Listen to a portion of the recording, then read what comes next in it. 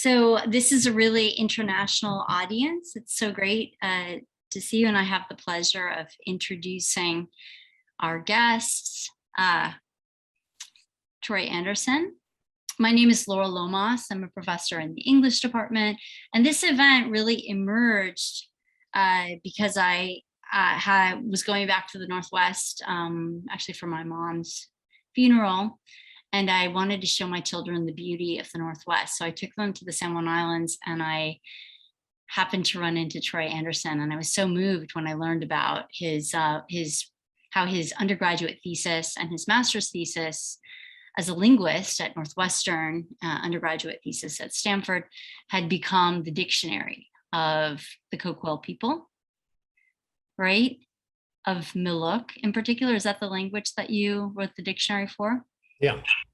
And then he went on to become a testifier before Congress for the Native American Languages Act, a tribal leader. I know he's a candidate in the leadership of the tribe. And all of this coincided with the fact that he played football at my high school, and he also played football at Stanford, along with our current president, Jonathan Holloway, who of course sends his regrets because he wanted to be here to welcome you in person, but maybe at a future event. Well, he's not the only New Jerseyan I played with who you may know. That's right. You also played with Cory Booker, right? Right, exactly. Yeah, so there's a wonderful constellation of people here of great influence in New Jersey. It's all the more reason why you need to be here talking to us about overcoming genocide. Now, I also wanted to introduce, I'm going to introduce, I believe, a representative, a chief man of the Munsee Lenape Nation will be joining us to offer you a formal welcome to these lands. We are commemorating Indigenous Peoples Day. In 2017, the city of Newark changed Columbus Day to Indigenous Peoples Day, which I'm very proud of our city for doing. And we also have recently had the hire of Jameson Sweet, who's Lakota, and he's teaching courses in Native American autobiography, and also in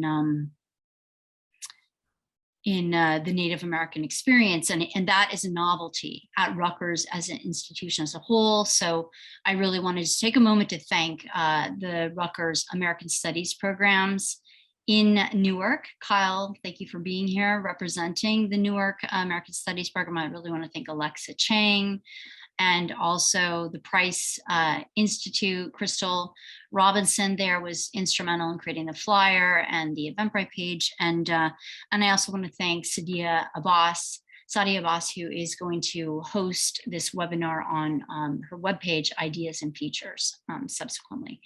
So if I see that Chief Man joins us, I'm not seeing him at the moment. Let me just see if I can get the full list of everyone who's here, but I do want to invite him to formally welcome you when he comes. But without further ado, I'd like to just invite you to talk a bit about your topic of overcoming genocide the Coquille way. Sure. Well, happy to be here. I do have a presentation, but I don't want to interrupt an introduction. So should I hold off? I'm just looking through the list of the participants, and I do not see a chief man amongst those. So maybe it will be for a future event, maybe a public in-person event. Sure. So I can get on with the show, as you might say. Yeah, sounds great. All right. Can I share screen? Looks like I can. Okay. Mon yas tsakintainant daisala nlwe, or prefer IPA, and I don't mean the beer, but I mean the International Phonetic Alphabet. Mon yas tsakintainant daisala, Troy Anderson sanu nlwe. I made a short prayer, told you who I was, asked you how you were in the Miluk language. But what's Miluk? Not milk. Miluk, or with two L's, and my journey to Miluk. I'm going to take you on a tour of what's going on with the Coquille people, but from my perspective, right? So this is a perspective that isn't sanctioned by the tribe or how other Coquille feel. But with that out of the way, picture it back at Stanford in 1986. You know, you're at a beautiful campus. There's this young football player that decides to learn another language. And after studying French, German, Chinese, I really loved languages. They spoke to me. I loved the different orthographies and sounds. And so there I am on the Stanford campus. And I've decided that I'm going to leave my intensive Chinese class. And I remember this vividly still. I'm heading back to my dorm room through this path. And as I'm going back to my dorm room on the shorter of two routes, I leave the Chinese building and I go up this building. And I'm like, what language should I learn next? And I decided that, oh, well, you know, I should learn another ancestral language. And I remembered my father telling me in kindergarten that when it came time to be picking being an Indian or a pilgrim, he said, well, you know, why don't you be an Indian because you're an Indian? Which I thought was weird because I was, you know, growing up, you know, indoctrinated with like Brady Bunch, and I didn't feel very Indian. So, you know, basically, you know, that was the extent of my upbringing. And so I had no understanding of who I was kind of indigenously because I was raised, you know, white. And so, you know, nonetheless, this tutelage to 5-year-old me stuck with me. So 15 years later, as I'm leaving, I'm like, oh, my next language will be my Indian language, whatever that is. So I call my grandmother, there she is, and I'm like, hey, grandma, do you know anyone that speaks our Indian language? She's like, no, Troy, there's the two of us. So I said, well, who would know? She said, well, why don't you try calling Sharon over at the tribe? I'm like, cool. So I call Sharon. Hey, Sharon, do you know anyone who speaks our language? And she's like, no. Well, you know, I know we're from Coos Bay, most beautiful place on earth, and some images from Coos Bay. And, you know, I'm like, okay, well, it's got to be something related to that. So I go and try and, you know, after asking Sharon and getting no, I'm still undeterred by all this. So I go to the graduate library, and since it's 1986, I go through the card catalog and I look up Coos. And I actually find some result. So there's actually some stuff on Coos. So I go to the dusty far reaches of the graduate library, which is, you know, way far back way. And I find these two books on Coos narrative and ethnologic texts and Coos myth texts from the late 1930s, 1940s. So I'm like, oh, cool, I'll use these books to learn this language. But I didn't know how to decipher Coos. This is what the page looked like, you know, English up top and Miluk down below. So I, you know, did whatever I thought I could do. Is I basically took this material to the linguistics department. So I crossed the quad, went directly into the Department of Linguistics with no decorum at all. I went to the first linguist I could find, which was Professor Ivan Sog. And I'm like, hey, I want to learn this language. You know, how do I do this? Well, he doesn't seem to be a grammar for it, so you'd have to write one. I'm like, well, how do I do that? He said, that's not my department. Talk to Jim Fox. So I go try and find Professor Fox. I finally find him. That's Professor Fox. And he's working on Mayan. And I'm like, can you show me how to do the same thing for Miluk that you're doing with Mayan to reconstruct the grammar? And thus began kind of my journey into Coos language materials. So that's my journey into this Coos language material. So, you know, I have these materials and I figure I should get more. You know, are there more materials that I could get on these Coos languages? There's two of them. So after 2 years, I do kind of an extensive bibliographic search across the language to the Smithsonian, the National Archives, wherever I can find things. And I get all the materials and I put them into a Bible concordancing program. And what I basically did is you had the Bible concordancy program, which had the English, Hebrew, and Greek, let's say, and you were doing this comparison. And so I took out all the Bible verses and I put in the Miluk verses from the two texts, Kus narrative ethnologic and the myth texts. And I used this, I rehacked this program so that I could start to study and understand what the grammar was. But now it's doing Miluk in English instead of English and Greek and English and Hebrew. So having gathered all this material, I thought, okay, well, is there more I can get? And after 2 years of search, I found another source of material, which was rather fantastic. And this 2 years in, I found this other thing for another Miluk source of material, which was fantastic. Because I thought I had gotten everything there was to get after all these materials. Now a warning. But now I'm going to give you a little diversion in the story. So in the Miluk way of doing things, I'm going to ask you for a quick quiz. If you're good at geography, do you know where these places are? Now I'm going to kill myself on this PowerPoint. So this is a map of the United States, and it's a native language map. So this is the indigenous language families of the US. And so if we go forward one, it should look rather familiar now. This is all of North America. So this is where languages were found at the time of contact with those languages. And you can see a number of the spots there on the East Coast are white because they don't know what language was there. We assume a language was there, but the people had been decimated by this. And so this is a map of language families that were discovered throughout North America.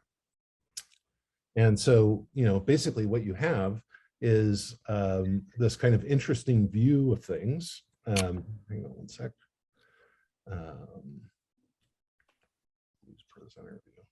Okay. Can you still see the screen okay? Or are you looking at a bunch of little screens? Yeah, we're seeing the smaller screens here. Grown. All right.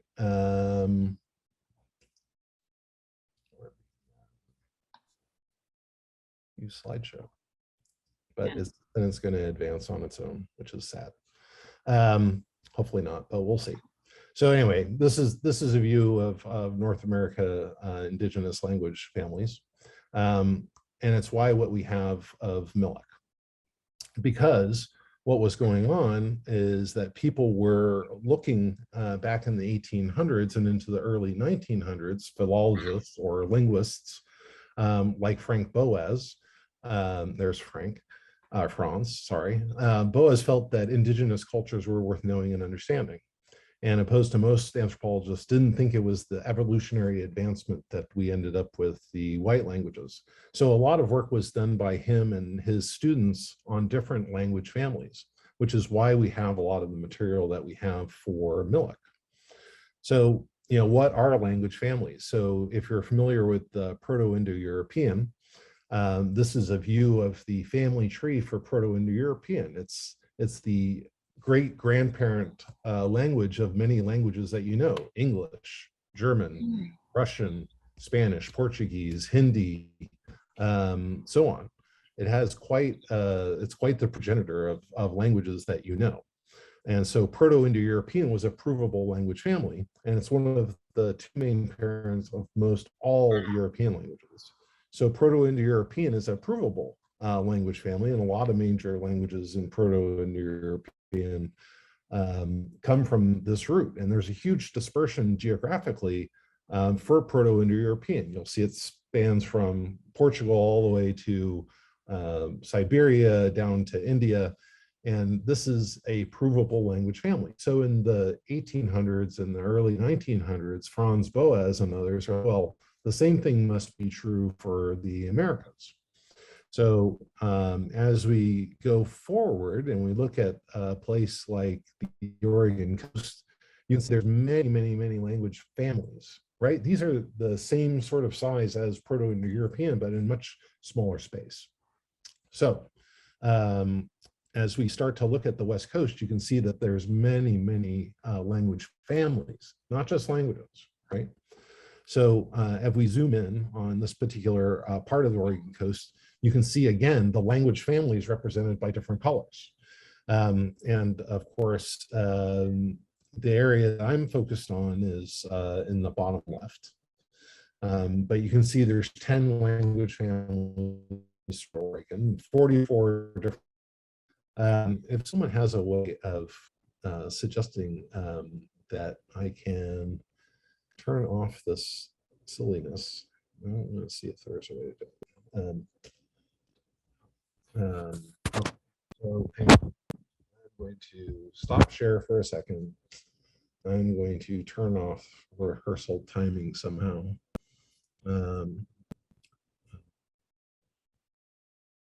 Show. Manually, good. Figured it out. All right, sorry for that. Show media controls or subtitles. No. All right, can we get back to it? Looks like it. All right, wonderful. I'm going to share again. I like to be in control of my own destiny. All right. All right, so hopefully you can see the map again. So these are the 44 different languages within the language families. So you can see that there's many languages within. And remember that a language within a language family is unintelligible. Languages are unintelligible between, say, English and German. Just because you understand English and German, and they both come from Germanic, doesn't mean that you can understand one language from another. So these languages are separate despite being within a family. So all these languages that you see that are the smaller, not color, you mean they are mutually unintelligible. So with that, there's 10 different language families in Oregon. There's 44 different languages. But what it also suggests is that these languages have been different for thousands of years, right? So that's a really important part. So even Oregon Indians are far from the same. And that's an important aspect of this, right? You can say Oregon Indians, but if you look at the language families through time, we're all very, very different.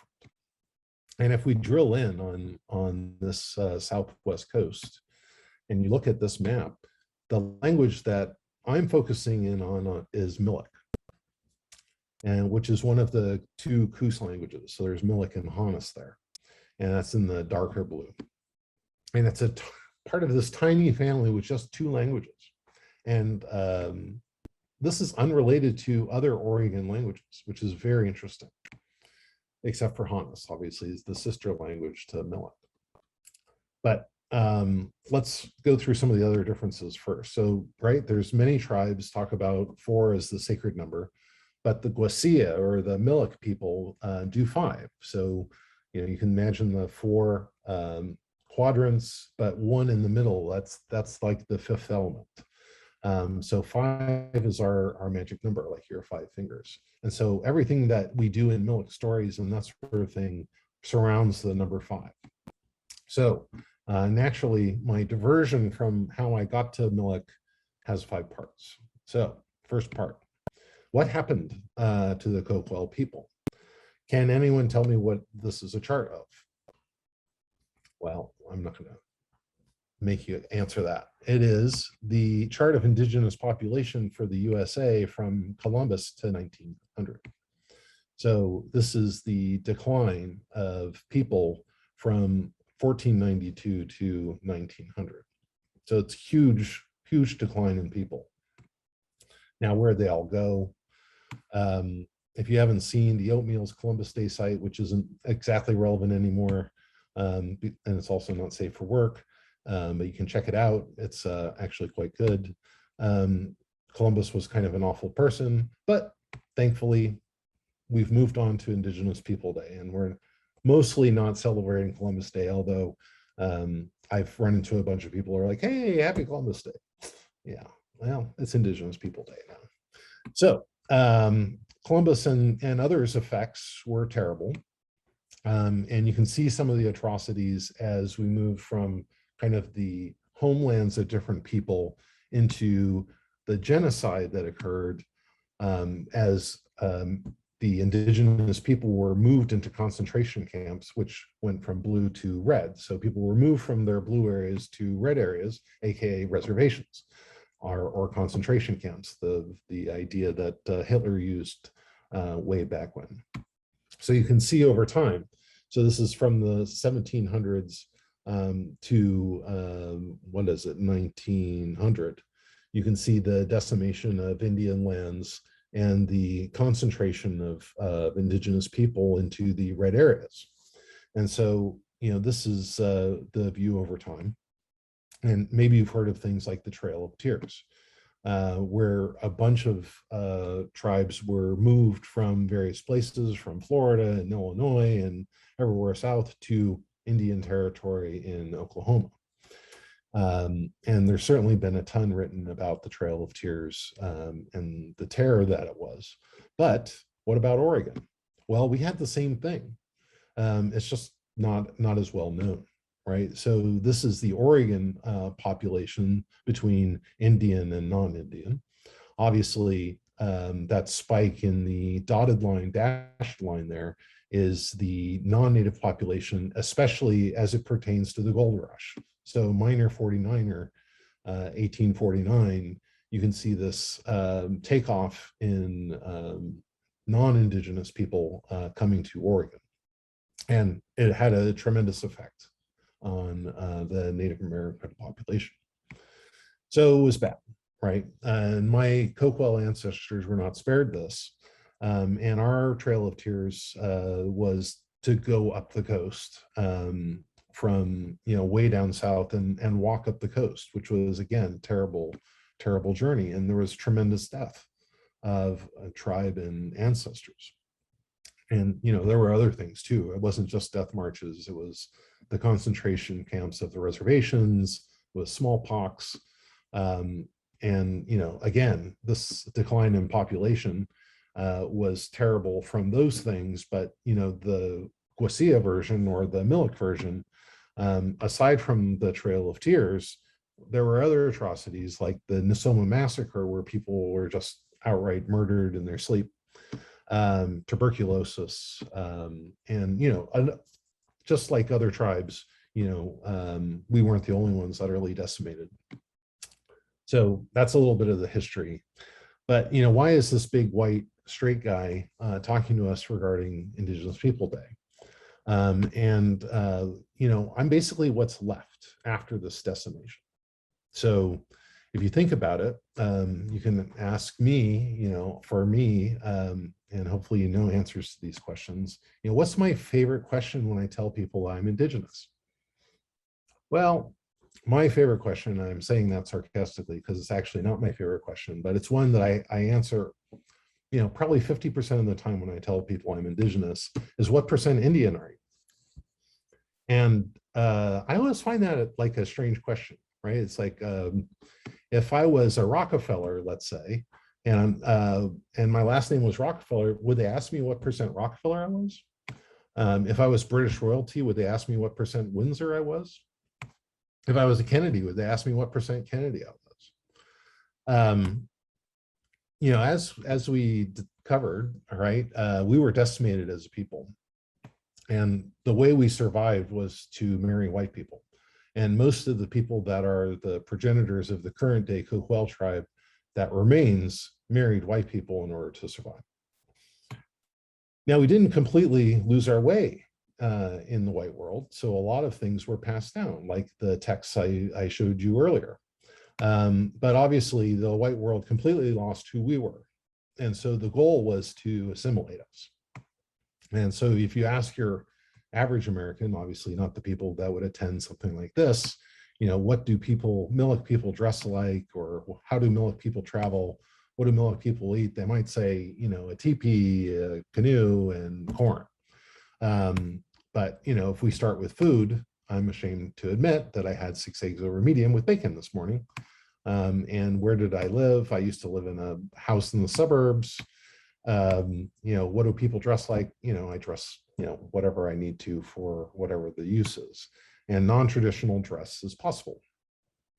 But warning, despite people not always dressing, eating, and living in their traditional ways, we also have the thing about, you know, what to call the indigenous people of the America. Well, we already looked at a map with 800 different languages represented. So there are more than 800 plus names. And even our own tribe, and I put that in quotes, calls itself Coquille. But the Frenchified called it Coquille, right? Like Coquille Saint-Jacques. There's a scallop, because that was the closest word to our name. So the way it's spelled is like the scallop, a French word for scallop. But in reality, that's an assemblage of different villages. We didn't have kind of this organizational structure that we were forced into. And likewise, we had 2 different languages. We had Miluk and Upper Coquille, which were completely different languages from completely different language families. So, you know, this is the kind of assemblage that happened when these things were taken from us. You know, our language was taken from us, our customs were taken from us, our blood quantum, if you will. But my ancestors did what they had to survive. So number 3 is the types of stereos, right? So there's some different stereotypes, and we know stereotypes are bad.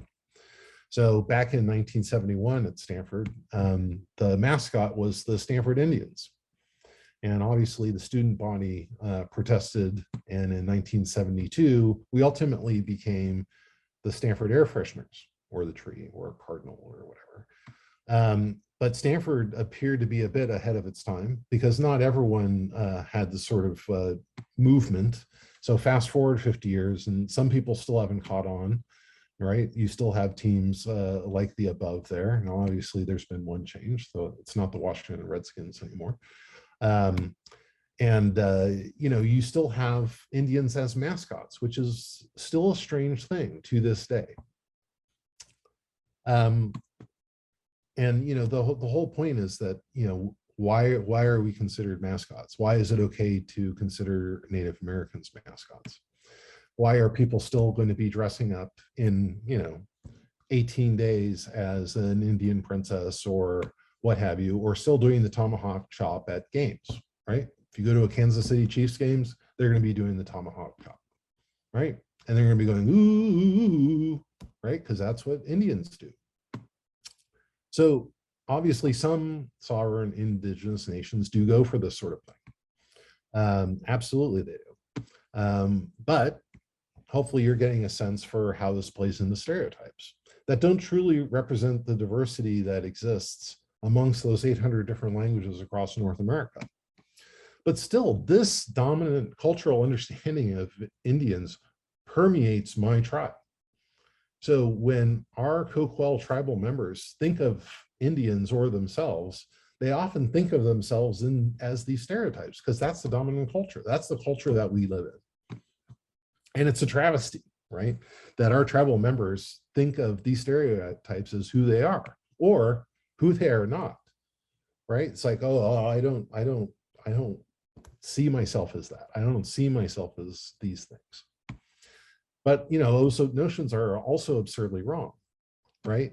Because it's important to be mindful that despite our various roots as indigenous people, and we can and do come together, but still this dominant culture, when it has something to say, it's very difficult to retrain your own relations that doesn't apply to you, right? How do teepees not apply to me? How do powwows not apply to me? How do all these things not apply to me? Because I know what the dominant culture says. And that's, you know, our children are still growing up watching television. They're still watching cartoons. They're still seeing people at Halloween. So we get on to number 4, and we do have a valid pan-Indian culture and language. So let's even go back before contact with white people. And let's say you wanted to get some tantalum before, whites showed up. Well, it's not from around your parts. If you're on the Oregon coast, you have to get it from up the Columbia River. So if you're down in Miluk territory, where it says Coos down there on the far left, and you're trying to get dentalium from up in British Columbia, how do you get it when you have all these languages in the way? Well, people did trade and communicate. And the way they did that was with a trade language called Chinook Wawa. And it's a jargon or a trade language, or in linguistics, it's called a pidgin. And it was all an indigenous pidgin that allowed people from different languages to trade. And when the immigrants came, they could just adopt this trade language to put in words that the immigrants knew. So they adopted the Chinook jargon so that they could communicate and trade with these foreigners. And so they adopted this Chinook Wawa trade language to accommodate the Siwashes or white folks. And nonetheless, we absorbed a lot of things into Chinook Wawa to make it applicable for the people that we were trading with. And it made it a useful trade language for everyone. So even today, you may use some terms from Chinook Wawa. The etymology is like if you live far out of town, you might be referred to as the sticks. But the sticks were a Chinook Wawa word for the forest. So, which back then was a much more dangerous place. And many indigenous cultures embraced multiculturalism, right? So this term pan, meaning like across many different cultures, this pan-Indian thing is a term that how Native people come together as a people. And a lot of people think of Indians via pan-Indianism, right? Take things like a powwow. Well, if you dance in a powwow, you're an Indian. Or if you eat fry bread, or if you wear moccasins, or if you have turquoise jewelry on. These are kind of pan-Indian things that signify Native Americans. But we Coquelles have our own culture to draw on that wasn't pan-Indian. We had an upper Coquille language that was completely different than the lower Coquille and South Sioux language. So the lower Coquille and South Sioux languages are just two dialects of Miluk, but upper Coquille is a completely different language. In fact, lower Coquille and upper Coquille are more different than English and Hindi, if you think about that, because English and Hindi come from Proto-European, whereas lower Coquille and upper Coquille come from completely different language families. And upper Coquille had its traditions, feather dancing, the Tene language, basket making and canoe. The lower Coquille had the Miluk language and lamprey traps and basket making and canoes. Canoes were the means of transportation, so everyone had that. And South Sioux, very similar. But not Coquille, but pan-Indian culture, we have things like potlatch and fry bread and powwows and Chinook Wawa. And of course, we have things today with white culture, right? That we've we have as part of our culture. I grew up watching Brady Bunch and playing video games and dealing with the police and health clinics and casinos. But it's important to know the difference and between what's Coquille, what's pan-Indian, and what's white. It's like, how do you make a distinction? But what did the decimation of the Coquille people do to the thoughts of Coquille tribal members today, right? It left them with this idea, if they're not pan-Indian, they're not Indian, which is absurd, right? When that's not Coquille in the first place. So how do we get to the true Coquille culture? And what is the true Coquille culture? And I would say this because I'm in danger anytime I talk about this within the tribe. First, our name is wrong, right? There's no such thing as the combination of upper Coquille and lower Coquille, South Sioux and lower Coquille people into one organized government. That was a creation of the US government. Our ancestors lived in different villages, and each with its own government of sorts. So yes, there were cultural norms and similarities, like using a canoe, but our ancestors weren't organized like they are today, as a combination of people across the Coquille River watershed all the way up to the Coos Bay watershed. So many of us Coquille were even Coos at one point up until the 1930s. So we would have been part of the confederate tribes of Coos, Laurentpoix, and Sayosa. But, you know, through all this kind of bickering, this government intervention, we ultimately became the Coquille tribe. And that's a very long story that I don't want to get into, but the Coquille tribe was this artifact that came out of kind of all this upheaval. And we separated from the Coos tribe, which was also not a great thing, and became this unnatural break between people that spoke the same language and participated in the same things. But that's what the government intervention did. So when I say something about true Coquille culture, I'm talking about Upper Coquille, Lower Coquille, and South Slough as different from Pan-Indian, as different than the perception of white culture, or the indoctrination that we've had in white culture. You know, how did we live? How did we worship? How do we dance? How do we sing? How do we gamble? How do we eat? All those things we can actually know. So when I speak about our true culture, I mean something that our ancestors would have recognized from one of our regions. So whether it's Lower Coquille, Upper Coquille, or South Slough. And that's distinct from other places. So again, what's Coquille versus not Coquille? Well, the first thing to realize, right, that most anything applies to Coos also applies to Coquille, because we're unnaturally separated. So the people of Coos Bay now have two separate governments, the Confederate tribe and the Coquille tribe. I know it's frustrating to kind of think through. But most anything I claim is true Coquille will also be partly true Coos. But Miluk, also spelled with a long L, so that's why you sometimes see it with two L's. Or also said as Miluk Coos, because there's Miluk Coos and Honis Coos, which are the sister languages, but again, mutually unintelligible. Miluk is a very, very old language, as we discussed. It had to have existed thousands of years different from all the other languages around it, right? So you have this place down on the Oregon coast with its sister language, Honis, and there they are, in the dark blue. But different from Yoncalla, different from Kuich, different from Quatami. And these two languages make up the Coos family of languages. And they're different color. And you can see they're utterly different from their neighbors, right? This little patch of earth, our ancestors spent tens of thousands of years on, forming the Miluk language and the Upper Coquille language, which was in the light blue. So if you go and look at the light blue there, the top word is Coquille. But now we're an assemblage of governments that is Miluk and Coquille. So that language for the light blue is called Athabascan or Dene, and there's a number of languages that are Dene languages.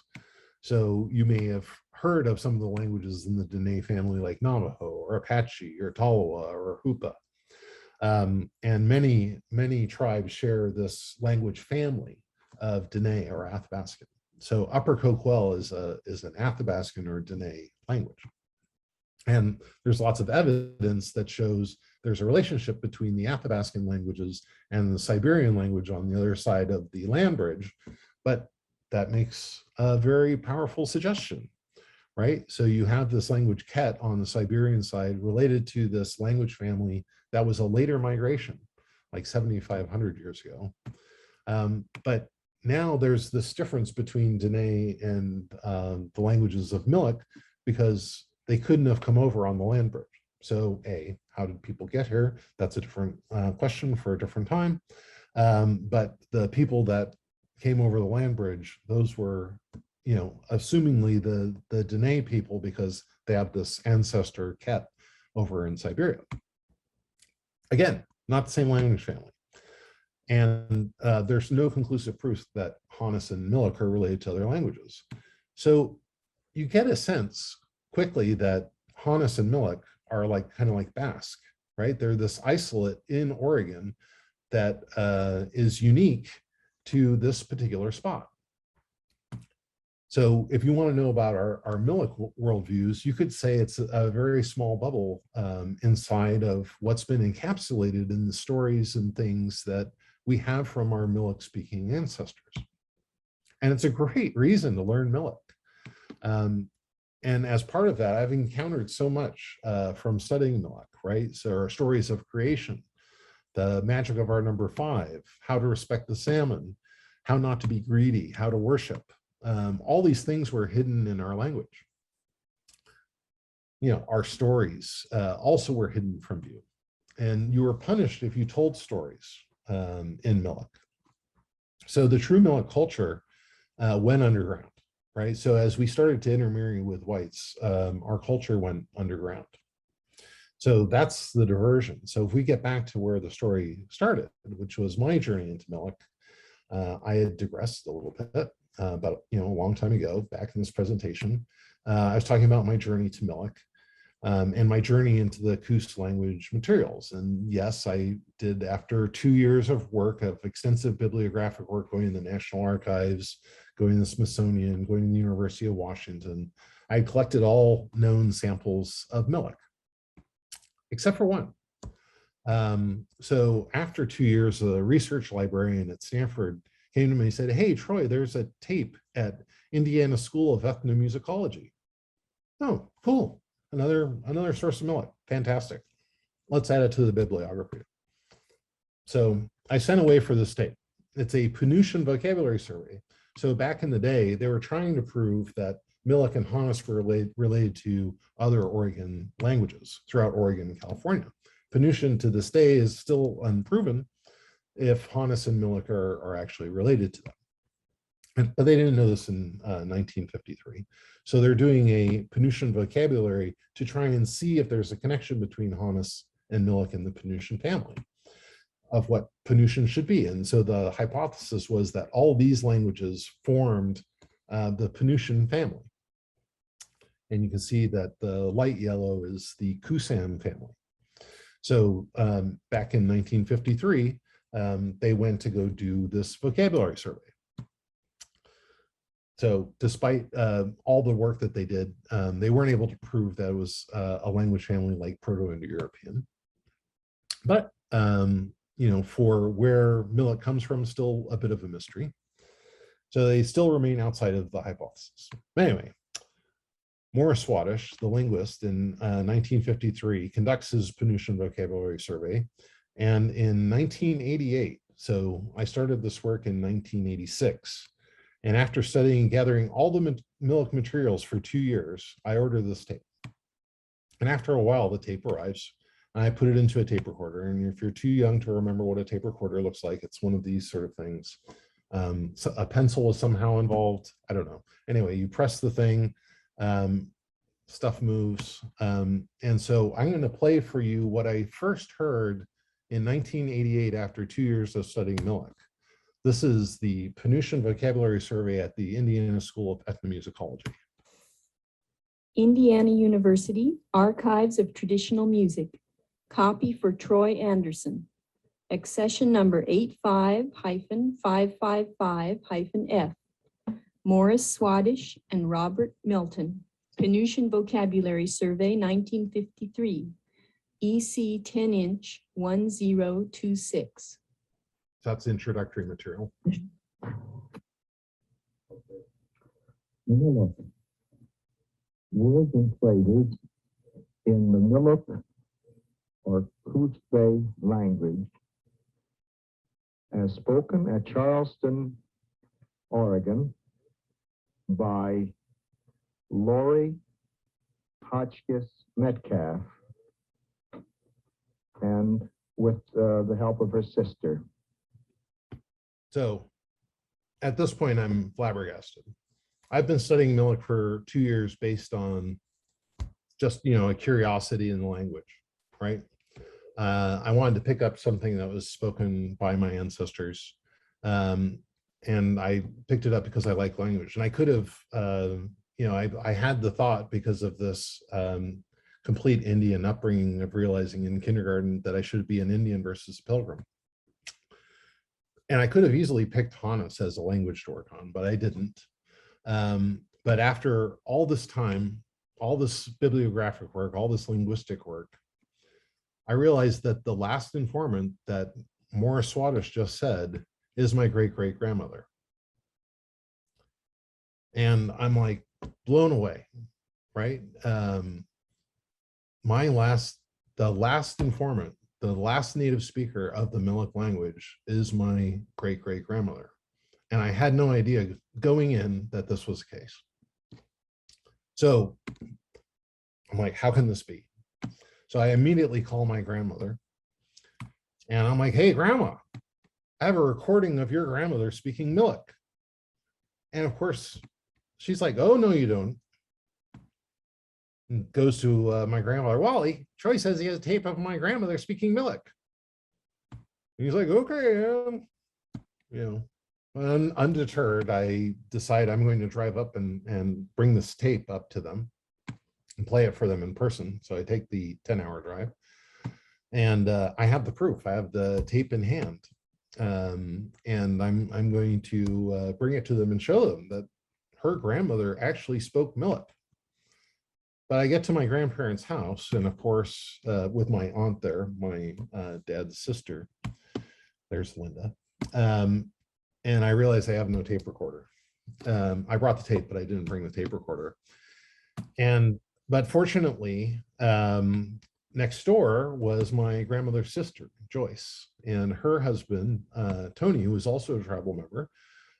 He was blind, and so he would listen to books on tape. So he had a way to play the tape. So fantastic. So we made the journey to Tony and Joyce's house, which was about 100 yards. And we all sat around his yellow library loan books on tape recorder. And when they hear her voice on the tape, they recognize it. And she's still speaking English because she's doing kind of some introductory material. And they're like, oh my goodness, that's her voice. And there are no other recordings of her whatsoever. The family didn't record anything of her. Nothing's been recorded of her except for this tape from this linguist that no one knew existed. And so they're listening to her, and then we start to play the tape more, and it goes from the introductory material, and then she goes on to speak Miluk. And they're like, I had no idea, she knew how to talk Indian, right? Everyone calls it Indian. And just then, my aunt chimes in. Oh, I knew. What? Are you kidding me? What do you mean you knew that she spoke Indian? Oh, well, when we were young, she used to sneak us out behind the house and tell us stories in Indian. We'd laugh and laugh because it sounded so funny. So my jaw dropped, right? So not only did my grandmother not know that her grandmother spoke Miluk, but my aunt heard Miluk as a child. My father's sister, right, used to listen to her great-grandmother tell stories in Miluk and just laughed because it sounded funny. So, at that, I became sad, right? Because then I realized what's happened. So this Indian mass movement just didn't affect other Indians. It affected my ancestors. And they used to remove kids from their parents. Well, we still do on the border. But back then too, they would take kids like this. And if you can see the girl with the intense eyes there in the middle, and you can see what they did to them, you can see her on the far right there with the doll. This transformation of people in the early 1900s and the late 1800s, this transformation happened to my great-grandmother, my great-great-grandmother too. So this period of 1914, when my grandmother was born, to 1961, when my great-great-grandmother died, this 47 years, she hid her culture from my grandmother. She hid her language, and aside from the occasional sneaks with the great-grandchildren, an entire wealth of knowledge about the coast, its food, its medicines, and a whole knowledge of people, was buried. So it's, a tremendous loss, but, almost all was lost. And I say almost because, obviously it's not all gone. We have these recordings, and I work on this, probably not enough, to bring this knowledge back. And my goal is to bring this knowledge back to our people our unique contribution to the world's knowledge, because these Miluk stories are only done in Miluk and only done for this region. And as the only descendants in the world whose ancestors spoke Miluk, I'm also including the Coos people in this, the only keepers of the record of a worldview best understood in Miluk, doesn't have to be lost. We have these texts, we have these recordings, we have these things that are true to our culture. But let's just say it's an uphill battle. So you were promised to know what's happened to the Coquille genocide and its effect on our people. We fight all the time to understand who we are, because there's no Western practical reason to learn our culture or our language. It's not practical. I mean, who speaks Miluk? Not very many people. There's no reason or motivation to understand a Coquille identity, to understand what Coquille people stood for. And you can forget the traditional things, right? You can move on with your life. You can look at our ancestors' fight to keep our traditions alive. But, it's really hard to salvage our ancestral knowledge, especially in one generation, when it was decimated over 4 to 5. So my goal personally is kind of find the next person who will respect, what our ancestors have to teach us. Because I know I'm not going to be around forever. And I'm hopeful, but also cautious, that I can find at least 1 or 2 people that will take on preserving and restoring our language and traditions. But I can say it's completely not easy. Now, if you want to learn more, you can go to www.miluk.org with 1 L. And you can see I put all of my great-great-grandmother's recordings online. And I even had my daughters participate in trying to restore Miluk. So you can hear my daughter Cassidy say the word always on www.miluk.org.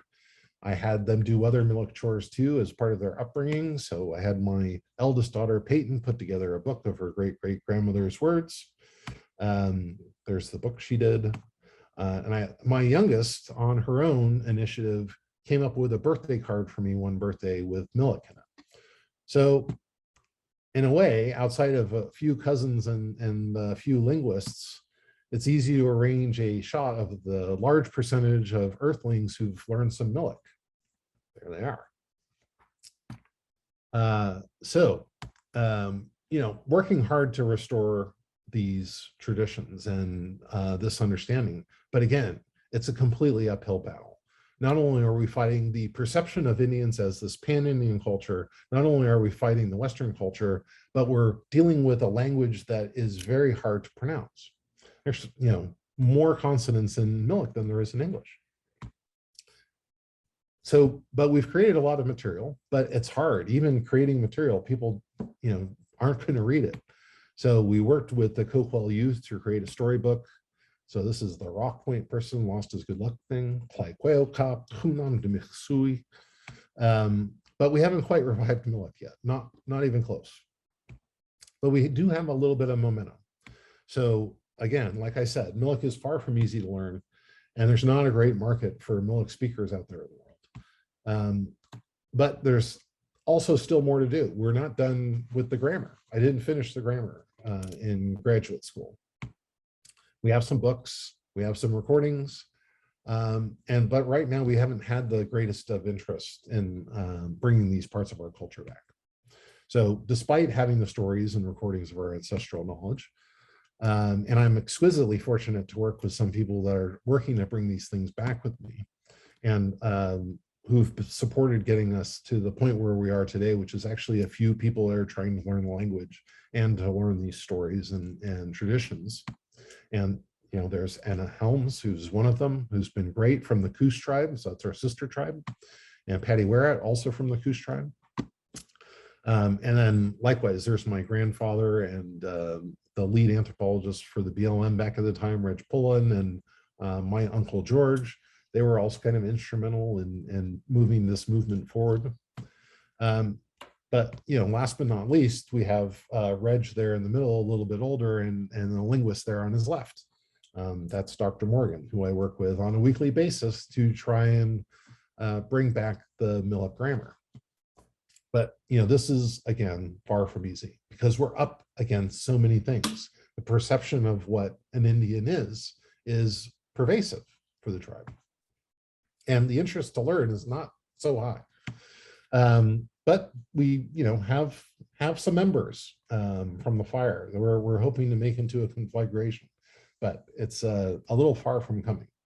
So Tsutsiwis, that's the end of the story as I have it. So I'm going to stop sharing, see if there were any questions or otherwise. But yeah, that's where things are for the Coquille people as I see it. That was amazing. And it coincides with an interesting juncture in the English department, which is where I teach, because we're just debating whether or not there should be a language requirement. That is to say, the requirement that someone getting a master's degree should learn another language well enough to translate that language. And so this is debate in my department, and we're about to abolish the translation requirement. I mean, what do you think I should share with my colleagues on this topic? Yeah, well, I mean, the increasing of a worldview is really important. I don't know enough about the English department, but it sounds like sounds like a good thing to me. I mean, getting the view from another perspective is always really important, and learning a language gives you another perspective. It's not really the Sapir-Whorf hypothesis where you necessarily think differently, but having a different perspective is really, really good. And even the benefit to my English of learning other languages has been tremendous. So I don't know how you would fight against that, but obviously people are. I mean, I'd like to just invite others who are still with us to, ask a question. I think Cecilia, my friend and colleague in New Zealand, has a question. Perfect. Now I can speak. Thank you. This was fantastic. I really enjoyed every moment of it. I have two probably by now, slightly banal questions that are certainly not, not the answer, or not even remotely close to the talk that you gave in terms of like probably solutions or anything like that. I mean, I'm wondering whether on the sort of backside of this movement of indigenous cultures that sort of like is happening, because I see here, well, here in New Zealand, it's a bicultural, officially tricultural, because there's also trilingual and bicultural place, right? So two languages and three languages and two cultures, Maori and naturally Pākehā, so white, and then the three languages, sign language, Maori and English. But then in Australia, there's sort of like also sort of a renaissance, one could say, of, at least cultural focus, not linguistic, but cultural focus on indigenous cultures. So on the one hand, I was wondering how much this can help revive also the language. So through the rediscovery, if you wish, of cultural indigenous, cultures. And that the second bit of the question is the fact that maybe all of this is in fact related also to the resurgence or the importance of, the environmental consciousness that is, again, sort of coming to the surface. So where indigenous cultures become really crucial. So it's becoming a language, a different kind of language, that is biodiverse in the sense that, it preserves the knowledge of the place. So it's at once a shared language, indigenous culture, but it's very diverse in its location. So I was wondering whether there's hope that because there are these sort of not directly related, but sort of general constellations that maybe something, will also play, into then the rediscover, the study of the particular languages. Right. No, I think you're definitely onto something. I think, the Maori language revitalization efforts are fantastic and a great model for indigenous cultures all around. I know Hawaiian is also doing a lot of work that's been tremendous.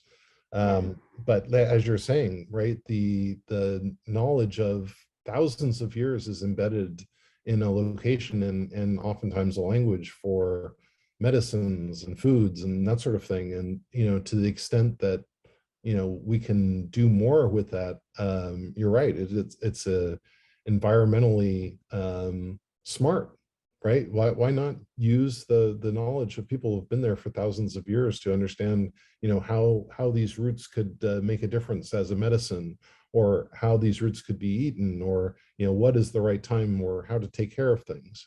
So I think you're dead on. And there's the new film by Taika Waititi, completely done with in collaboration with I don't remember what tribes of Native Americans, but completely, and it just came out on, I believe, Disney Plus, which is ironic. Oh. But it's called Reservation Dogs, Right. and it's supposedly, I mean, it's becoming, I haven't watched it yet. It's not streamed entirely, but I'm very curious. There was an interview on the radio here with the Native American actress, and also collaborator and writer and everything, and it was fascinating. So again, this sort of like interesting kind of combination of Maori culture and Native American culture. I don't know. It stressed the humor, the fact that, at least this tribe has this fantastic sense of humor that comes out very strongly in the. So that's just a curiosity. Right. Nothing more. Thank you very much. I really enjoyed the talk. Thanks. I suppose I have a question. How did you go about reconstructing the script? I saw you had the writing system on a couple slides. How was that built?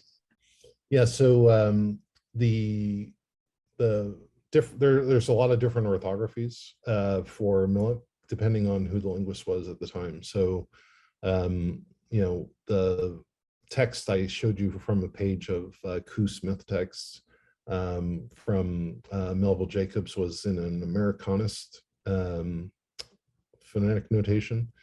And, there were other linguists who came through, like John Peabody Harrington, who had his own kind of form of phonetic transcription. And then earlier people, used basically just English letters. What I decided as part of trying to teach Miluk was the English letters were getting in the way. So I created my own font, which is what you saw at the beginning there. Oh, that is incredible. Bravo. I mean, I have a quick question just as a follow-up. I mean, I'm really struck by the fact that the languages were not undergoing that process of hybridization that we think of that taking place in contact zones. Yeah. Is that because, like, why is that? Why was there not more like mutual cross-pollination and patois forming? And I mean, and partly this question comes out of some of the research of someone like Gordon Brotherston, writing about the Fourth World, where he talks about how colonization was sort of balkanizing a whole network of contacts throughout the Americas. And really part of the process of commemorating and transforming or overcoming the legacies of genocide and coloniality involved resuscitating those networks of contact.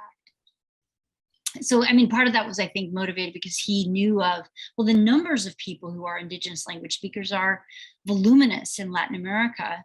And it really just transformed the balance of power, because in a lot of states, I don't know, like in Mexico and Peru, and, the sequelae of the Incan and the Mayan civilizations have millions of people. So it kind of transforms the balance of power. What do you think about that idea of pan-Indian? Well, yeah, so definitely there were a number of different dominant languages that came through. If you looked at the Willamette Valley on the map, you saw Kalapuya, and then the insurgence, if you will, of the Dene languages that went all the way from Alaska down to Navajo and Apache. So there were these movements of languages, but you see also with like Proto-Indo-European taking over kind of the entire continent of Europe all the way to Russia and India, but leaving unscathed Basque. And so you might ask, why did Miluk and Hannes escape? And you could say, well, it was geographically difficult to get there. So back when there were old growth forests, it was really difficult to get from one area to another easily. The other thing, though, is that there was a strategy that indigenous people had, was to marry outside of your linguistic group. So they were linguistically exogenous. And so it also served a purpose for there to be different languages. So you would know, oh, well, I'm going to marry outside of my father's language village, and the mother is going to come into town. So, but I would say it's mostly geographic. But with regard to, what you're saying, were there these giant swaths? Absolutely. Dene, spread, quite far and quite strong. And so it's a wonder how far south Miluk was before the Dene arrived. And so, that's an interesting question. I have a question. Hi, Professor Lomas. So I am a former student, Professor Lomas, and I'm a teacher in the Bronx. And I'm really interested to know what methods, or how did you transfer this to your daughters, right? So as a teacher, I work at a all immigrant school, and we cater only immigrants that have been here for 4 years or less, right? Many of them come from different countries in Latin America, Western Africa, the Middle East, some Southern Asian countries. And it like the complete opposite happens, where they want to unlearn their indigenous languages, right? So how, as an educator, I'm truly interested to just kind of like hold on to something that for them, it will be ideal to just get rid of. But here we are like holding on to something that, these young people coming in just want to get rid of, right? Right. And that's definitely, what happened with my great-great-grandmother, right? She didn't want to share this language, this culture, with her granddaughter, and hid it. That first kind of generation, like, I want to get rid of this thing, is just really, really strong. I don't know what the sociological reason is for that. But I would say, if you can give people examples like this, because you were asking, what did I do for my daughters? I took advantage of Thanksgiving, right? So the same thing that kind of propelled me to learn Miluk is the same thing I would use at their grade school. I would go to their grade school and I'd say, hey, you guys aren't teaching kind of Native American history well as part of your kindergarten or grade school. It's usually 3rd or 4th grade as when I would do it. I'm going to go present to your class, maybe not about all the genocide and that sort of thing, even though it's important to talk about, but talk about the different languages that were here, and talk about the different things that people make assumptions about from the dominant culture about what Indians are, to combat the tomahawk chop, to combat the thing. And then for the immigrant students that you have, the thing is to find the value in where they came from, and to find the treasures, right? Yesterday, It's not much, but Google had a doodle of a Polish actress. And, it's like, be proud to be Polish, right? And it's hard to do when you never see, Polish actresses. But then here on Google, the #1 search platform, there's a picture of a Polish actress.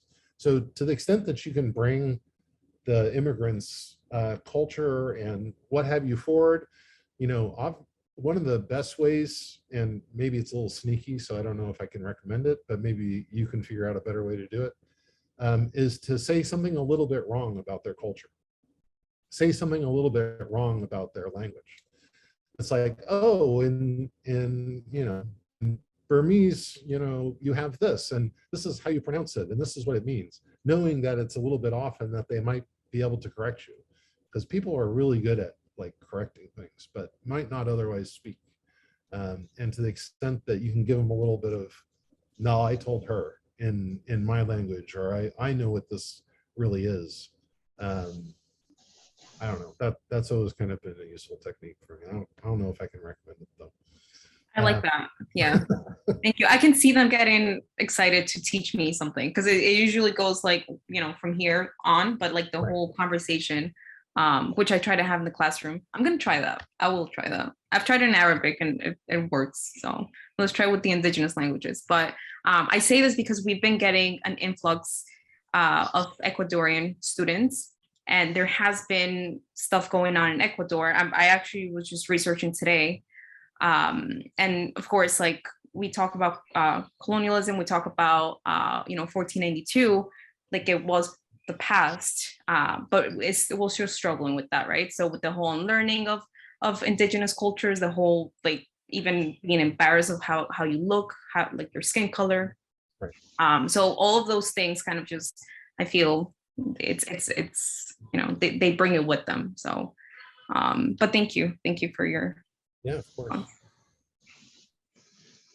I'm curious how relevant, important, helpful you think a political mass movement is to the kind of preservation of culture that we're talking about. And if you think, like I think of Stop Line 3 as something that's been really inspiring coming out of Minnesota and addressing so many different things at once, do you think that's a place that's important to plug into, or do you see some kind of political movement that's worthwhile to plug into, or that is has the potential to